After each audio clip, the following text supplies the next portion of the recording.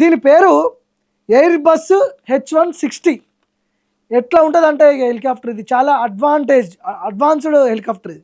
ఒకసారి మనం దీని గురించి ఇగో దీని ఫోటోలు మీకు చూపించే ప్రయత్నం చేస్తా. ఇగో ఇదే ఆ హెలికాప్టర్, ఇదే ఎయిర్ బస్ H160.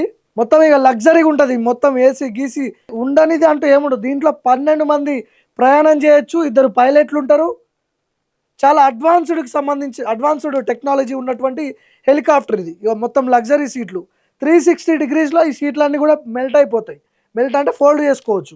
ఇది ఆర్మీలో కూడా వాడడానికి అనుకూలంగా ఉంటుందని చెప్పి అంటున్నారు ఈ H160 అనేది, ఎయిర్ బస్ H160 అనేది. ఒకసారి మనం చార్జీపీటీని అడిగితే చెప్తుంది. సో నేను ఆల్రెడీ టైప్ చేసి పెట్టినా కాబట్టి హెలికాప్టర్ ఇదే, రేవంత్ రెడ్డి కొన్నటువంటి హెలికాప్టర్ ఇదే. ఎయిర్ బస్ H160 ధర ఎంత? ఎయిర్ బస్ H160 ఒక ఆధునిక ట్విన్ ఇంజన్ విఐపి మరియు మల్టీ మిషన్ హెలికాప్టర్. కొత్త H160 హెలికాప్టర్ ధర సాధారణంగా $15 నుంచి 20 మిలియన్ మధ్య ఉంటుంది.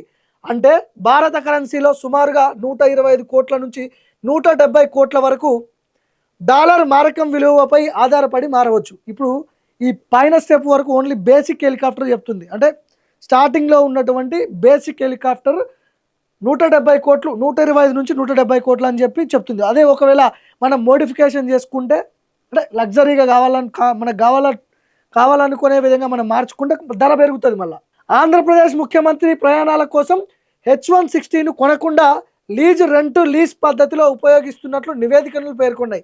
ఆంధ్రప్రదేశ్ ముఖ్యమంత్రి చంద్రబాబు నాయుడు ఇదే హెలికాప్టర్ వాడుతున్నాడు. మరి గురువు వాడుతున్నాడు అని చెప్పి శిష్యుడు కూడా గదే వాడుతున్నాడా, లేదంటే గురువు ఏమైనా సలహా ఇచ్చిండా? ఇది దీంట్లో తిరుగు మంచిగా ఉంటుంది, రాయల్గా ఉంటుంది.